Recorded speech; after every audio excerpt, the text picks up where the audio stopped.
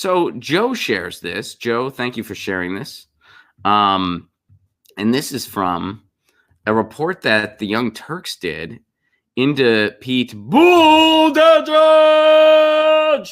All right, so here we go. Check this out. Another Buttigieg donor is blocking secret police tapes, his own. All right, so check this out. 2 months ago, Pete Buttigieg cut ties with the Chicago City lawyer who blocked the release of videotape showing police culpably in the fatal shooting of the 17-year-old Placone McDonald.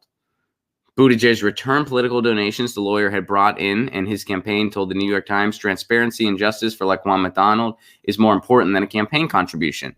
All right, that's the right thing to do. He did the right thing there.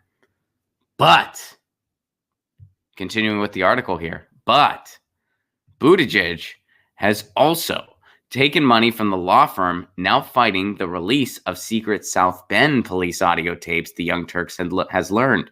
Unlike the Chicago tapes, these involve Buttigieg himself, and the tape's content could prove politically damaging to him. For years, speculation about the tapes. So what's in these tapes potentially? Speculation about the tapes has focused on whether white police used racist rhetoric, but TYT revealed in September that police allegedly also discussed using Buttigieg donors to get him to oust Daryl Boykins, the city's black police chief. That's according to secret legal documents that Buttigieg's attorneys have had for years. Police in the documents quote Buttigieg during his 2011 campaign as saying that he would remove Boykins. The city is no longer in court blocking the tapes, but a lawyer whose firm has donated to Buttigieg still is. In 2012, 4 officers and 1 spouse sued the city, claiming invasion of privacy and defamation after being illegally recorded by the South Bend Police Department. Dan Pfeiffer, their attorney, got an undisclosed share of the $500,000 settlement that he won from the city in that case. As mayor, Buttigieg signed off on that settlement. Those officers also fought to block the release of the tapes. They lost their court case, but Pfeiffer now represents a new group of officers seeking to block the tapes because he says, I felt morally and ethically obligated to continue to see the case through to the very end. Asked whether he was working for free, Pfeiffer did not dispute it, but he told TYT he views this not as pro bono work, but as a continuation of the case he began years ago.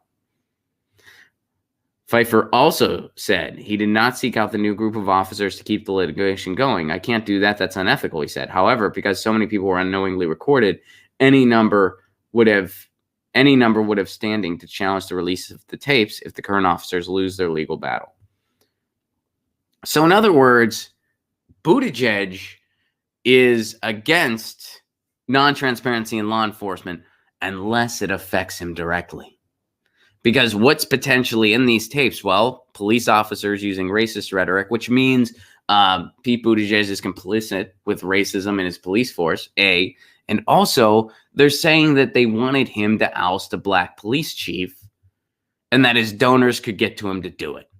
Which means Pete Buttigieg answers first and foremost to his donors. Which, by the way, we know that's true about him. We know that is true about Pete Buttigieg. He's made that clear because he takes their money, because he has big dinners with these huge level donors, and then he doesn't disclose them all. First, he wants to disclose none of them. He wants the press barred. Then he gets so much flack for that he's like, okay, I'll open it up. But then he doesn't honestly report all of his donors. And when he's asked point blank if he's going to continue taking that money, he says yes. And he wrote an essay when he was 18 that indicates he knows the choice a politician has. That's what you learn from his essay, by the way. You don't learn that, he used to like Bernie Sanders when he was 18 and he doesn't anymore. Yeah, that's true. But what you really learn from that essay, he understands very well. He did when he was 18. He certainly still does when he's, 37, 38, however old he is. He knows that. You have a choice. You can just take the donor money, get on the fast track, hop on the gravy train and stand for nothing and try to get ahead quick. Or you can take the long road like a Bernie Sanders and stand by your principles and take the wins and losses that comes with it. And you will inevitably have some losses when you're that type of a politician. That's why it's been a long road for Bernie with some victories and some losses along the way too. Those are the choices somebody who runs from public office has.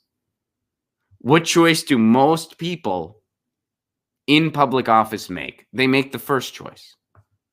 Give me the donor money. I'll shut up. I'll be complicit. I'll do what I'm told, and I'll get ahead, and I'll enrich myself.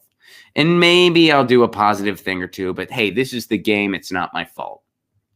That's what most people in office choose. Not all, but most. More often than not, that's the choice that is made. That's why our government is not at all for and by the people. So Pete Buttigieg knew the choice he had. He chose the donor route. So yeah, he does report to his donors, and he doesn't want any tapes that'll reveal just how blatant that is. Good report by TYT there. Awesome. Cool. All right. Thank you, Joe, for sharing that. Get your news on with Ron. Don't you want to know what's going on? We're getting our news on today. Get your news on with Ron. Don't you want to know what's going on? We're getting our news on today. Yeah, yeah, yeah. You can tweet me an article at Ron Placone. We'll go through it together and